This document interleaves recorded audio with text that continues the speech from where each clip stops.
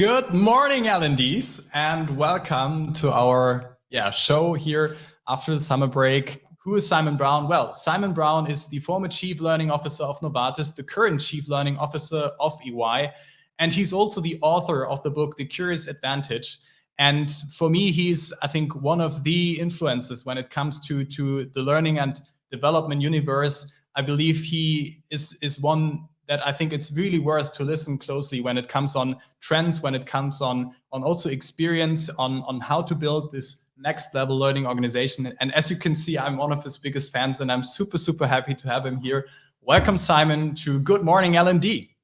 I'm very humbled by your introduction, so many thanks. Yes, thank you for taking the time. And just directly jumping into our session, do you remember the first moment this whole topic of curiosity hit on you? I'd love to say that it was sort of something I'd strive towards, and it was a long-term plan, but it wasn't. It was a set of circumstances, I guess, that arrived. So while I was at Novartis, we had a new CEO there, Vasant Narasimhan. He came in and decided that culture was going to be the number one priority for the organization at that point in time. He defined the new culture as inspired, curious, and unbossed. And that was based on Dan Pink's work around autonomy, mastery, and purpose. And he put his own spin on it. And the curious element of that tied in then to what we were doing in learning. That is, how can we use learning to support that goal around curiosity?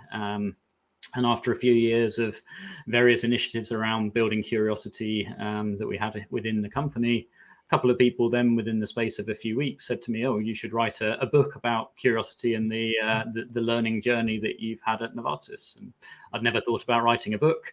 Had with a couple of friends who had written a book before and sort of picked their brain on what was involved, and they said, let's write it together as we've been involved on the journey. And that was the point with Paul and Garrick, who are co-authors of The Curious Advantage, that we spent the next year writing the book, and that was how it all happened. Well, let's go one step back here. I mean, I imagine a lot of people now in front of the screen being, well, lucky him, right? A new CEO coming into the company being like, well, let's make culture a priority, and not only culture, but curiosity and learning. I mean, why did he do so? And was this just you being lucky, or was there also some help from your end?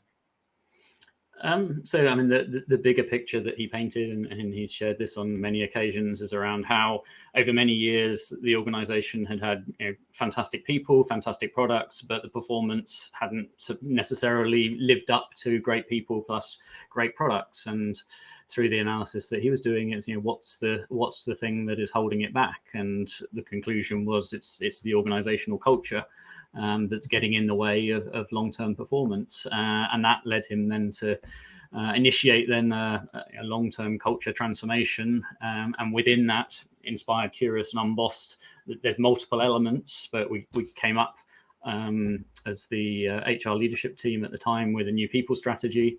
That people strategy identified some key areas to differentiate as an organization. And one of those was around my growth. That tied into the curiosity element. And so we then created a sort of 5-year plan for how we could really elevate learning and development in pursuit of curiosity for Novartis overall. And with a fantastic team and a great set of people throughout the world, then the last 5 years was on that journey. And we saw some great results from that. So what I get is that this whole curiosity thing wasn't just, I don't know, a good claim. It was really this understanding of that curiosity and learning is more and more the prerequisite for a successful business at Novartis, and also a successful transformation of Novartis. And therefore, the whole organization needed to step up on their curiosity and on their learning. Is that right? So the case that we made, just going back now, February 2019, and the case was around two elements, really. One was, if we, as an organization, if Novartis wants to attract and retain the best people, then learning is one of the top reasons that people join the organization, leave if they aren't getting it. And there are a lot of data points internally around the importance of learning and people asking for more learning. And then on the other side, you had the new strategy that Vas had introduced that required skills to support things like data and digital, operational excellence, etc. And so you then had this intersection between actually, if you want to attract and retain the best people and you want to build the skills to be successful to deliver the new strategy, you know, learning sits right at the heart of that. And it's very much tied into that inspire, curious, unbossed strategy. So maybe it was, you know, right place at the right time as a learning professional to be able to deliver against that. But it was a fantastic journey then to be able to, you know, look at how do you create amazing opportunities to learn and develop for an organization of that size, and with a fantastic team to be able to put that into practice. Yeah, I mean, I was just thinking about luck always meets the prepared ones, right? And I feel like you were prepared, so prepared for that.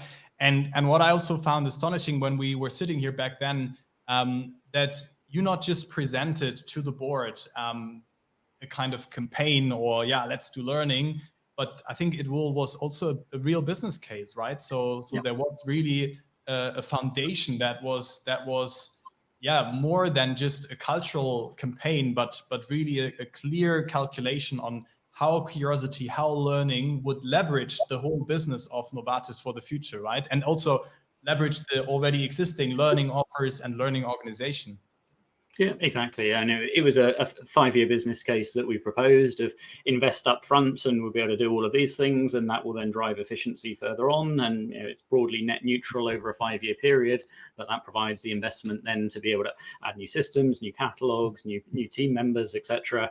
And you know, that will then come through in efficiency further down the road. So yeah, that was the case that we put together, and that was the business case that was delivered over that 5-year period. And as a learning leader, I think that's a key part of the role. If you're looking for investment in learning, is to be able to create that business case, whatever the motivation at the time is. Maybe it's around cost takeout, maybe it's around value creation, maybe it's around speed, agility, whatever it may be. But what are the drivers that the organization is looking for, and then how do you tie the learning strategy in to support that?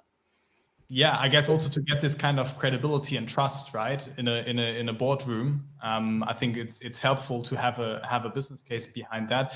And I think what I can imagine is that I'll remember is that they got a big bet, right, on learning with you, right? I mean, I think it was something like 100 million for 5 years of additional or in total. I'm not sure.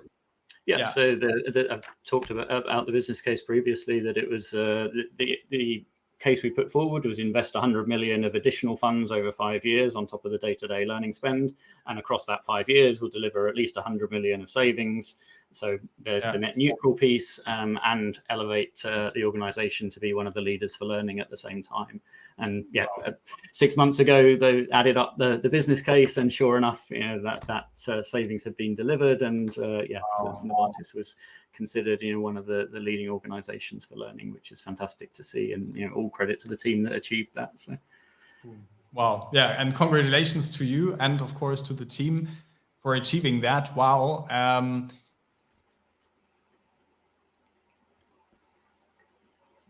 If you think about this whole kind of building a learning organization the Simon Brown way part, and we'll come back to the curiosity, which I guess is a fundamental in that as well.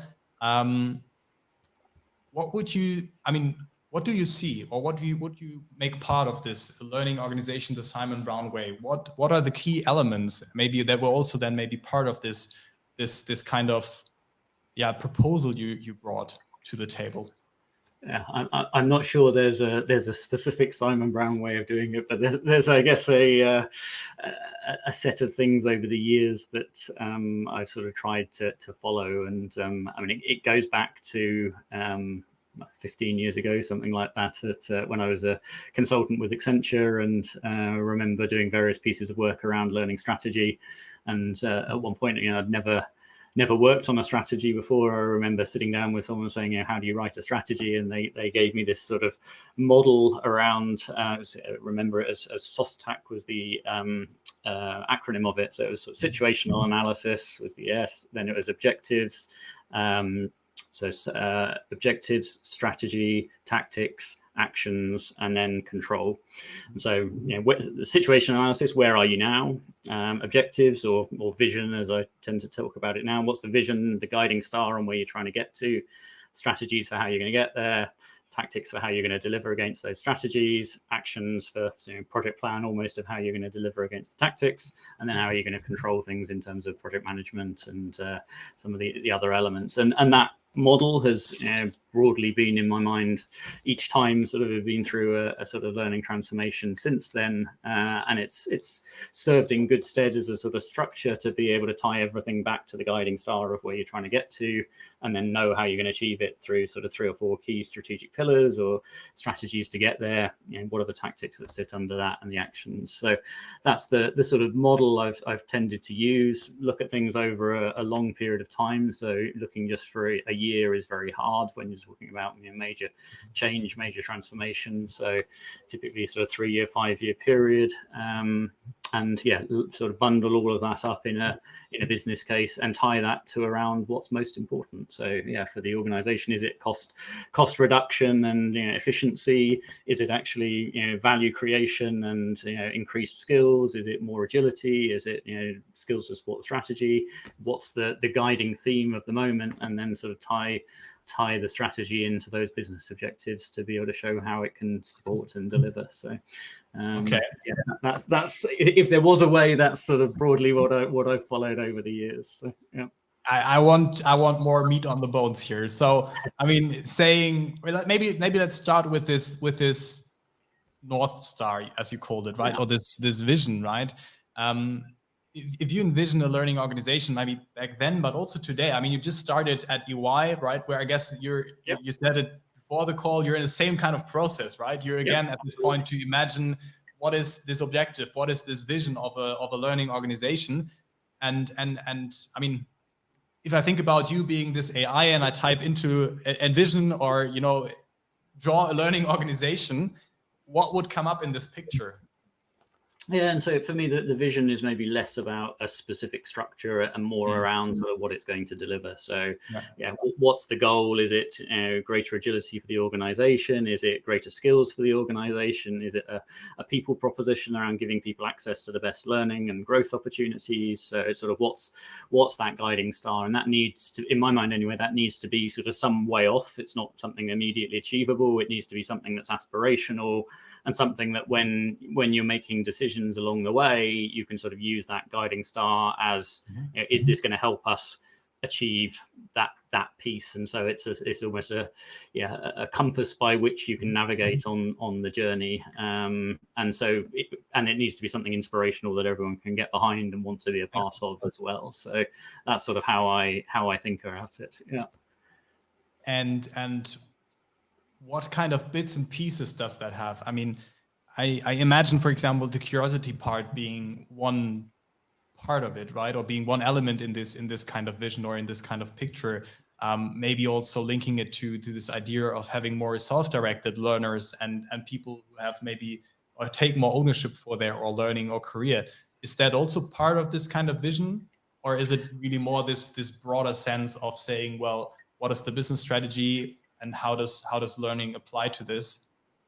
Yeah, I mean, for me, the vision needs to be pretty straightforward, simple to be able to get one's head around. If it takes 3 or 4 sentences to describe the vision, then it's probably a bit too complicated. So it needs to be sort of simple and to the point. So is it around great opportunities to learn? Is it around supporting the people in the organization? Is it around supporting the business goals of the organization? Sort of what are the key pieces? And getting that essentially into sort of 1 or 2 sentences so that it's crisp and easy to understand then becomes key. And we're going through exactly that process now within EY of shaping out what that guiding star, that vision is, and then the strategic pillars that sit under it, and then the tactics that sort of sit under that. So it might be a stupid idea, but I still want to try it. I mean, because I'm curious. I mean, can you spoiler a little bit when it comes to EY? I mean, what are the kind of dimensions that you are discussing right now? Because there's so much happening in the world when it comes to learning and development, right? Everyone is talking about AI. Everyone is, feeling like learning becomes more important. There are so many more opportunities, tools, and so on and so forth. So where do you see, or where do you get guidance of, or where do you see a certain clarity when it comes to defining this target picture? Yeah, I mean, without giving away too much, but I mean, EY is a people-driven business. That it's the skills of our people that are ultimately what makes the business. So, in a vision for learning and development, we need to recognize that around actually building the best skills and doing that for our people, but doing that also for the organization and the growth of the business as well. So those are the types of themes to sort of wrap up that actually we want to be providing people with fantastic opportunities to grow their career, to develop the skills of the moment, whether that's AI or other pieces. And we know that's the reason that people join. It's the opportunities for learning and development is the top reason that people join EY. And therefore, we need to make sure in our learning strategy, we're recognizing that that's the reason people are there, or a big part of the reason that people are there. And therefore need to provide those fantastic opportunities to be able to progress and grow skills to be able to further one's career. Yeah. So what I get, skills are the currency, like for EY to do business, and therefore, yeah, the learning and development team or this kind of learning vision has to make sure to keep this currency stable, or keep this currency even getting better in its valuation. So by gaining more trust and well, that goes a bit too far, but thank you for making it very concrete with this example. Coming back to the curiosity part, I mean, how is that part of it, right? Where do you see the curiosity in that? And maybe we can also build maybe a little bit on your book and also this 7 C's as a framework to help L&D professionals to really implement this idea of curiosity to a culture, which, just from my experience, I mean, we talk a lot to L&D professionals, usually comes up when it's about to define a learning organization, and when it's all about this shift that many L&D professionals see, that the learners have to take more self-responsibility for their learning, and it has to become more self-directed because of a fewer kind of, let's say, vision of where the business will go. There is a lot of uncertainty in the business, and so many companies argue and say, hey, we have to become more decentralized when it comes to learning. People have to take more ownership for their learning. They have to become the kind of designers of their own learning journey, and cannot wait for L&D or anyone to come to them and tell them what to learn next. And in this kind of context, I would have now applied curiosity, but maybe that's already too narrow. I don't know. What do you think? Yeah, so I wrote the book and published it back in 2020, and in there we had that curiosity was the greatest driver of value in the digital age, and I think that's probably truer even now than it was a couple of years ago. So with Gen AI, as you say, that there's a lot of uncertainty of where things will go. The things that we relied on a few years ago as being stable are maybe less stable now that they're open for disruption through new technologies, new approaches. And for me, that's where curiosity really comes in. The curiosity is about asking questions. It's around experimenting. It's around not having that fixed mindset, but actually looking at how can we always be innovating, doing things differently, doing things better, coming up with new ideas. And for me, that's how you navigate through the world that we have today. If I look back at how something was done 10 years ago, then it's unlikely to be relevant today, at least without sort of rethinking elements of it. And take that into the context of what we were just talking about of a learning strategy. So 5 years ago, went through the process with Novartis of what's the vision, what's the strategy, how are we going to get there? You can't just lift and drop the process of what we did or the outcome from that process 5 years ago and do that again, because the world has moved on in that 5 years, and what was right then isn't necessarily right to do over again now. And so you need to sort of rethink then, what do we need for the next 5 years? And AI is going to play a key role in that, in terms of how people learn, and how we produce learning, how we manage learning, how we get the personalized learning to people. So building then a strategy that's flexible enough to deal with the accelerated world, I guess, and the changes that we don't necessarily know about. Curiosity is the way to navigate through that, in my mind. Mm-hmm. And let's say I bought it. Maybe I'm lucky and my I don't know, management board bought it too. How do I now get it into the organization, right? Is that where those 7 C's come into game? Yeah, I mean, changing an organization culture is incredibly difficult. So as much as I would love to say, well, you can just, turn everyone curious by putting them on this 1 hour piece of e-learning and they'll then be curious. It's unfortunately no way near as easy as that. So culture change requires many different aspects, and we go into that within the book around some of those elements. And the 7 C's framework is certainly a way that one can be more curious to actually build out the skill of curiosity. And that's something we get asked of, are you born curious, or is it something you can develop? And it's a bit of both, that you are born with a level of curiosity, and when we're about 4 years old is when we're most curious, and then it starts to drop off. But we can also build curiosity as a skill, and we can use a framework like the 7 C's in order to be able to take us in a structured way through being more curious. But changing the culture of an organization towards curiosity is a big undertaking. Changing a culture needs sort of leadership role modeling, it needs communication, it needs learning, it needs adapting of processes and incentives and reward mechanisms and performance management, and all of these pieces to actually encourage people to be behaving in the way that you want. So it's not an easy thing to just switch to being suddenly all the more curious. But I would argue it's an essential element in today's world to have that curiosity around, how do we look at the world around us, and how do we innovate and come up with a future-proof strategy that will navigate through those changes and through that uncertainty that is there. Yeah, let's maybe take a closer look here on those 2 levels, right? The individual level and the organizational level. So let's imagine I come to you as the curiosity expert and say, hey, my name is Moritz and I want to become more curious. Yeah. Where do I start? I mean, what I learned is, and what I really love is that it's in you, right? Which I think was the first message you gave, right? By saying everyone is curious, and there's this high point of curiosity in the age of 4, and then it somehow starts to decline, and we don't want to go in there because it's a mess, at least in Germany, the education kind of discussion. But how do I get started? And why do you believe, curiosity is something people can really train as a skill, which I think is cool, and I love the idea. But how do you where did you find the evidence, or maybe did you experience it even firsthand?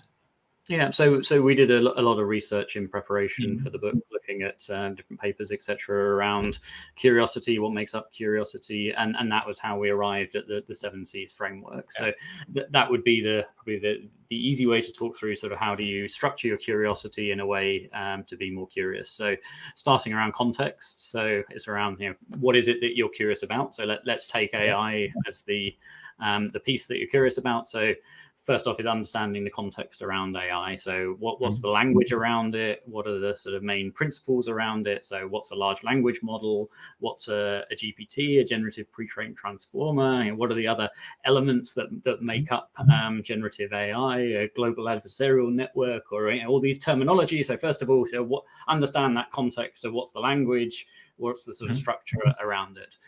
Once we've then got that context, then who's the community that can actually help? So maybe within my organization, are there people who are also curious about Gen AI that I can get in touch with, my friends or others interested in that? And who are the experts or the thought leaders out there? So if I look on LinkedIn, there's a lot of people sharing fantastic ideas around generative AI, whether it's newsletters around AI, whether it's experts likes of Ethan Mollick and others who are sharing fantastic points of view around what AI looks like. So finding that community, who are the experts, who are the people who can be curious with me, who can help me to understand it, who can experiment with me, etc. Then curation. So what aspect is it around Gen AI that I'm interested in? So there's many different aspects. Is it around imagery and how I use Midjourney or DALL-E? Is it around text and how I use ChatGPT or Claude? Is it around sound? Is it around coding? What aspect around Gen AI is actually interesting to me? So I've gone broad and seen lots of things from the community, learned a lot through context, but now let's narrow it down to the bit that's actually most interesting. That's the curation step. And then creativity. So how do I actually try it out? What's the thing I want to do differently? What are the questions I want to ask? What's the creativity I can bring? So can I use ChatGPT to do X? Can I use Midjourney to do Y? So what are the questions that I want to have solved as part of my curiosity? So that's the learning by doing part, right? Exactly. It's Yeah. asking the questions, and then the construction is the putting that into practice, because just asking isn't enough. We need to, just wondering, how could I use ChatGPT is enough. Let's actually get hands-on, use ChatGPT, and actually try things out, experiment, try it in the real world, and build things with it. So that's the construction step, and then in building something and trying it out, we get some results. So then it's criticality, where we look at those results. So was my attempt in ChatGPT to do whatever, was it successful? Did it actually give me an answer that is helpful, or did it hallucinate and give me something that is actually not helpful, even though it maybe looks right? So applying a critical lens, also sort of checking our biases of, did I influence it, or is it confirmation bias that I'm just seeing what I expected to see? And then ultimately that builds confidence. So actually now I've played with ChatGPT, so I'm confident to go back through this cycle again and try some different prompts or some different questions or some different experiments. And so this is a sort of sequence, but it becomes a virtuous circle then, where that confidence allows us to go back, learn more, reach out to more people in the community, ask bigger questions, try out some bigger experiments, and build our confidence, sort of going round and round in that virtuous cycle. So that would be sort of how you can apply it and use it as a sort of structured framework to apply your curiosity to a particular area. That's interesting, because I mean, when you were just talking it through, I always pictured this kind of self-directed learner in front of me, right? A person who takes the full ownership for their learning, starts and finds a starting point. In your case, it was this Gen AI topic, and then explores it, starts learning by doing with others, and so on. So would you say that this whole idea of curiosity and self-directed learning is kind of a foundation also for a learning organization, the Simon Brown way, to continue that phrase?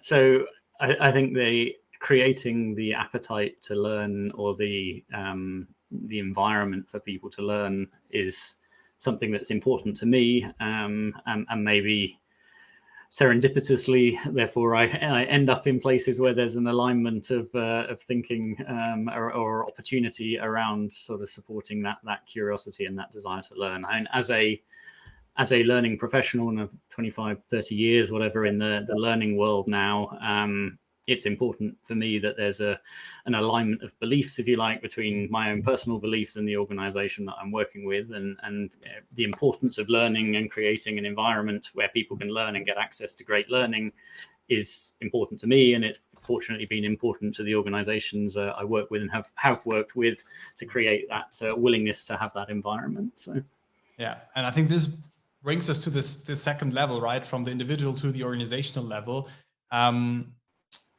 What does it take for an organization to implement that, right? I think you touched it already earlier. You said it needs role models, it needs a certain type of learning offer, and so on and so forth. But maybe you can share a little bit more of your experience. What are the ingredients on an organizational level you see as a prerequisite for curiosity, for this learning culture, for this learning organization you have in mind? Ideally, it is a strong support from the very top of the organization. And if you have that, then many of the other pieces fall into place. So a genuine belief at the top of the organization, with the leadership team, with the CEO or leader, that curiosity and learning is an important element to what we need to focus on. So I think that's sort of the starting point. And if that's not there, everything else becomes a lot harder.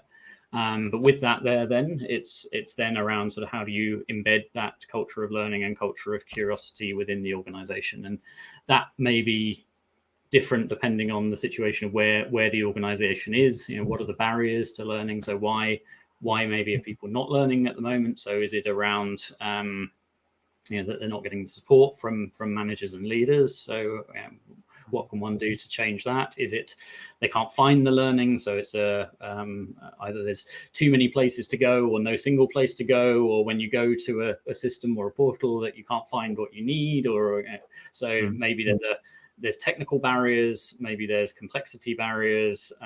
So what's getting in the way?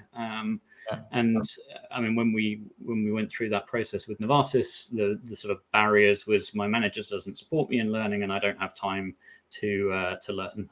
I'm too busy. So, and those are two very common things that I hear from peers that they're facing as well. So my manager doesn't support me. So that's a sort of organizationally, there isn't the priority, or at least within that manager's perception, that organizationally there's not a priority for people to be learning. So how do you shift that mindset? And at Novartis, we talked about 100 hours of learning, 5% of people's time as an aspiration for people to spend. And that wasn't so much about an absolute number. It was more a symbol around prioritizing learning and committing time to learning to address exactly that challenge of, my manager doesn't support me, but if there's a clear message to say we want to encourage people to learn, to spend time learning, then hopefully that manager support would be there.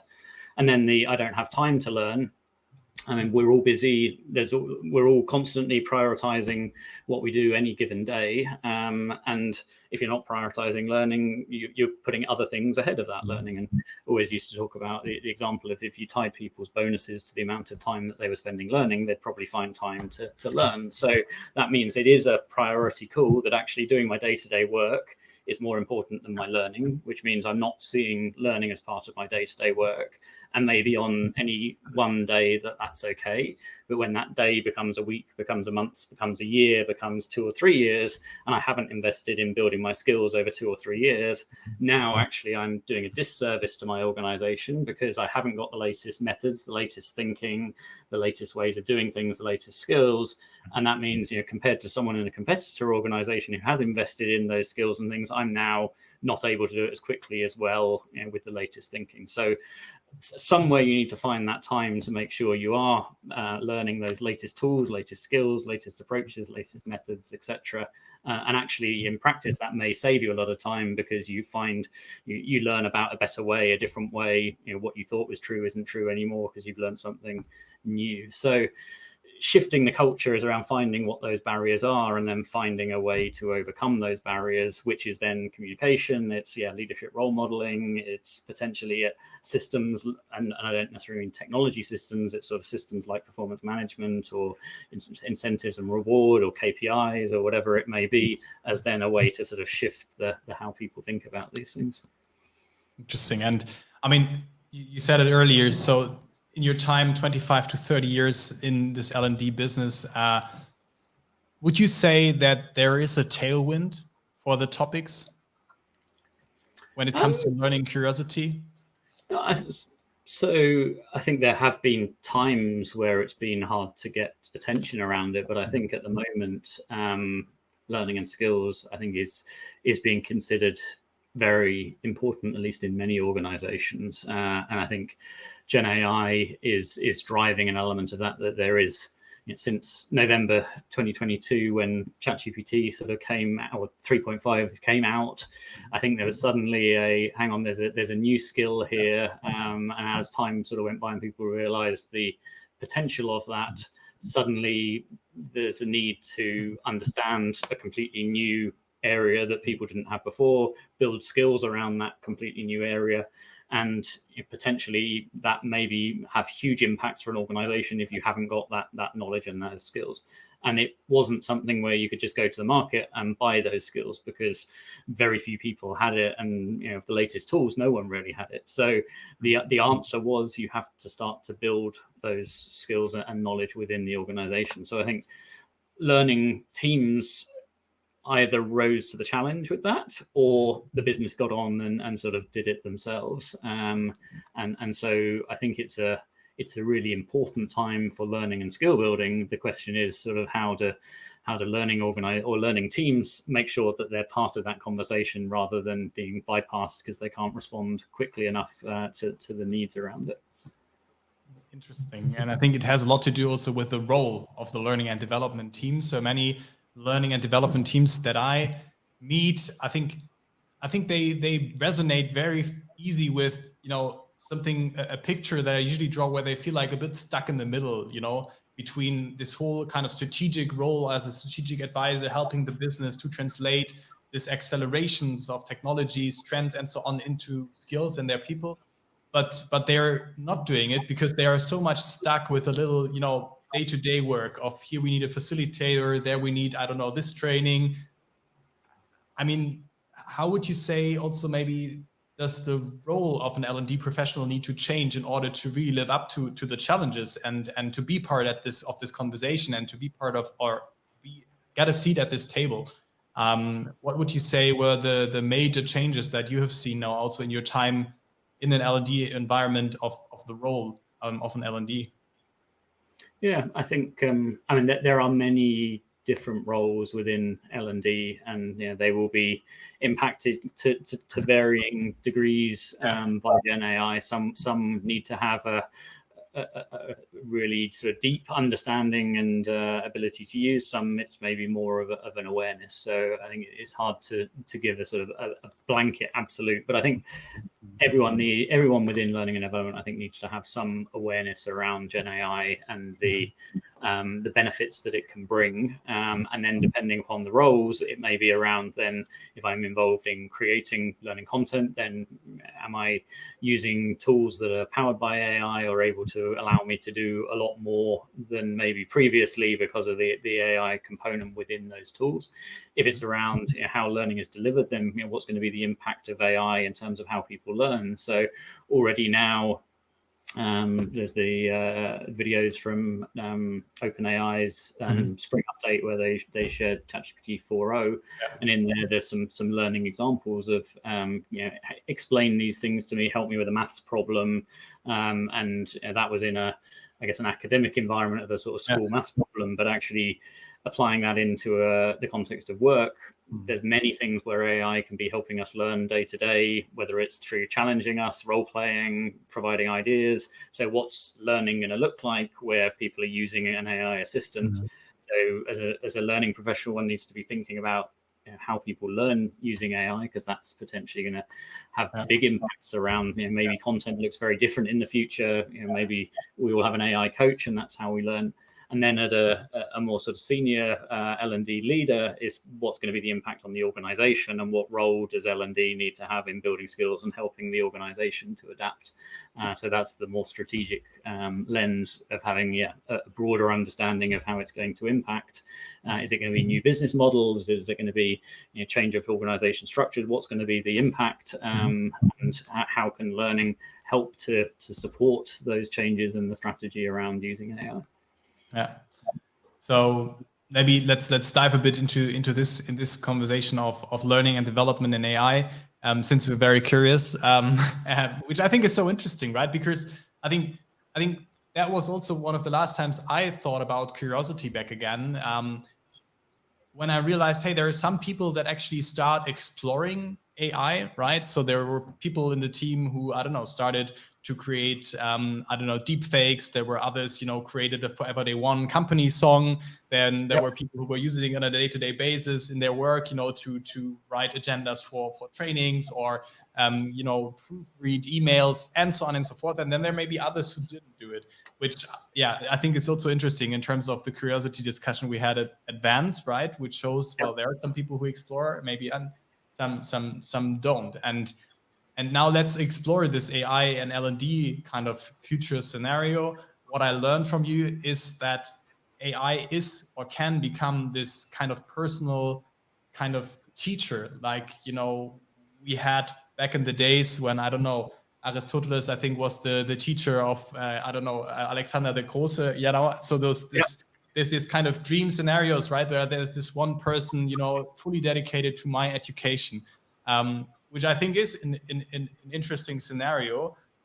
What other scenarios do you see when it comes to AI and learning?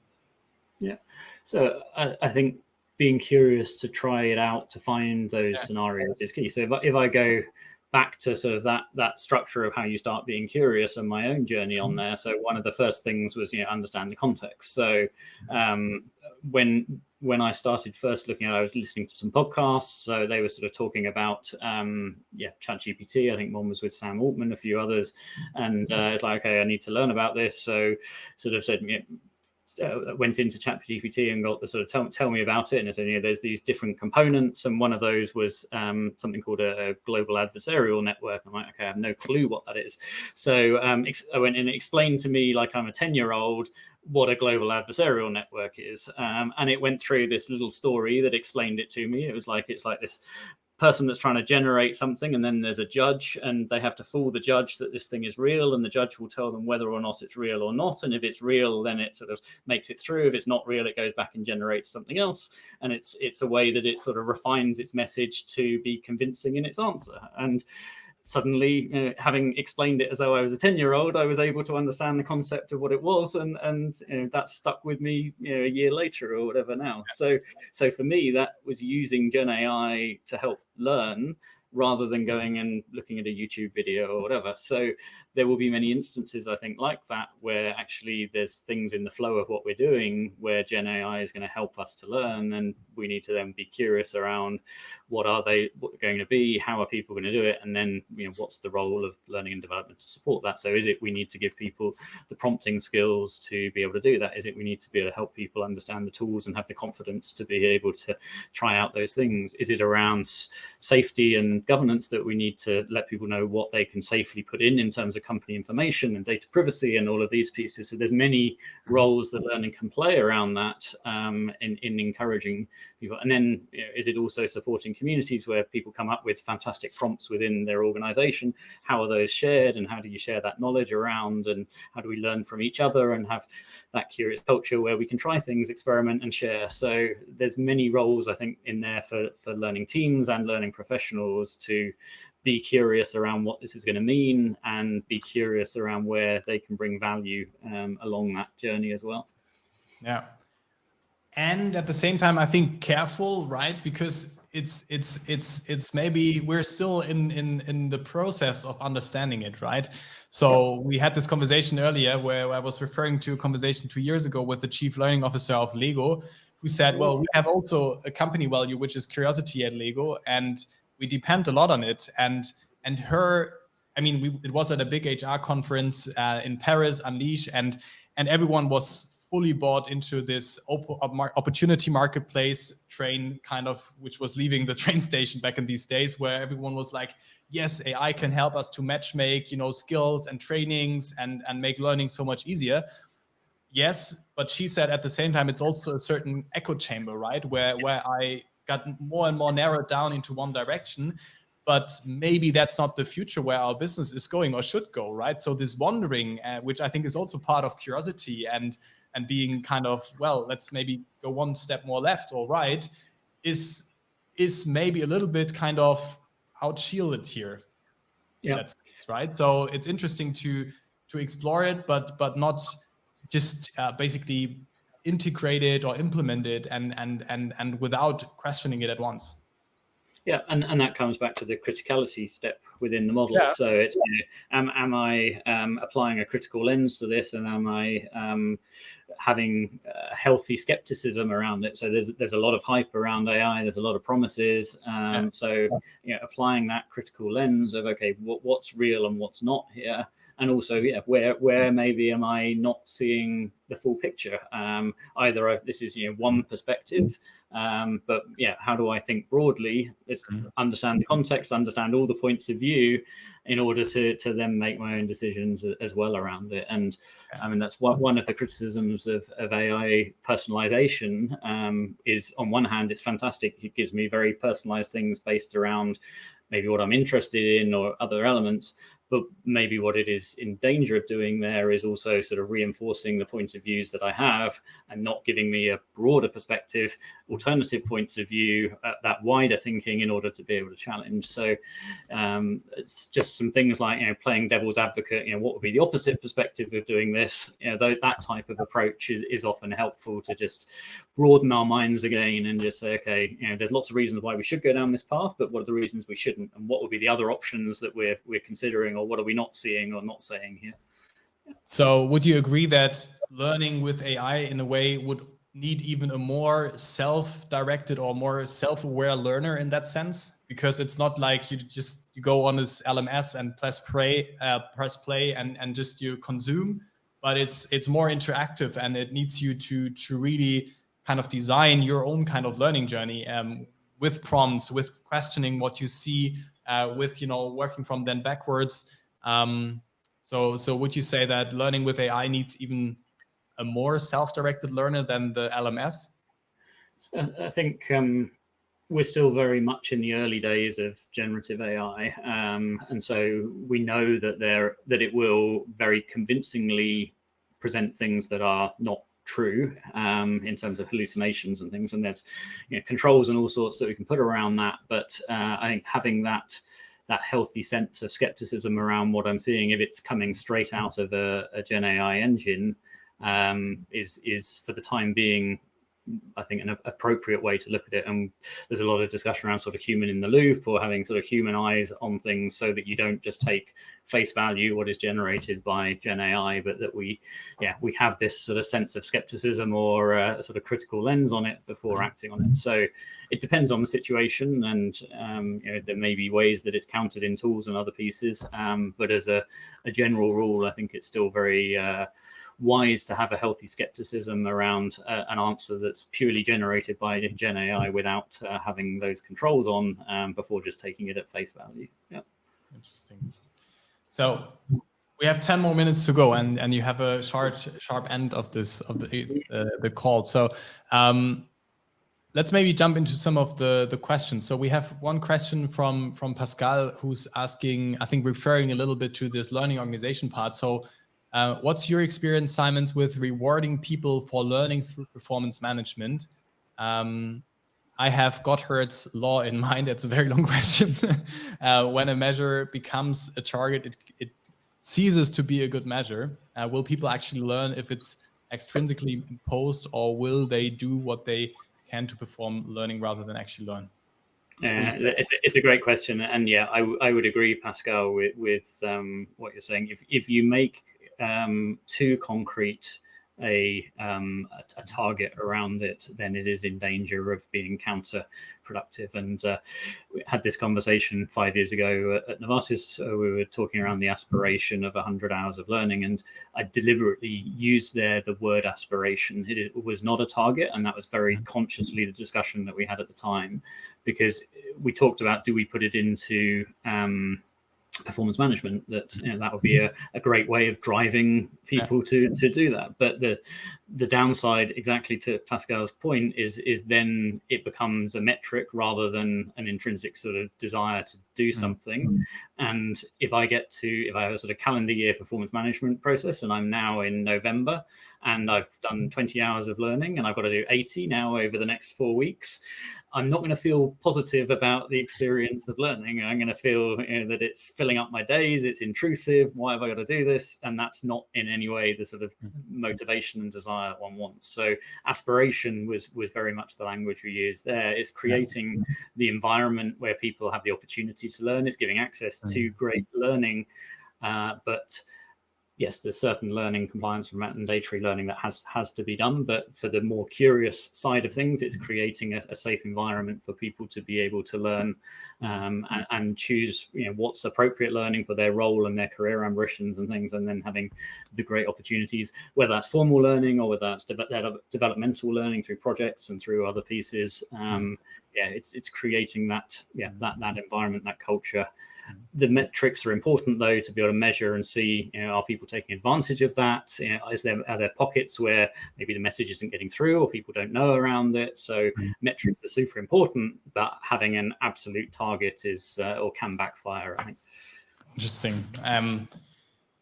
Maybe thank you for the answer, and I think you said earlier, it's you put out a symbol with those 100 hours, 5% of the work, and I think this is also maybe the orientation point for employees, but also to the leaders, right?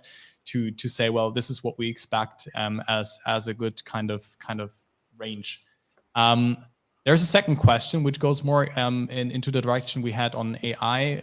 Within the context of learning and AI, the data sets, the models are trained on very influential. Do you know any data sets or models that are that you find especially interesting looking into the future?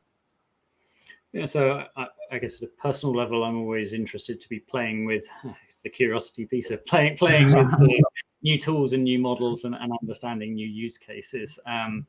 A lot of my time is spent on our internal ChatGPT, which is called EYQ.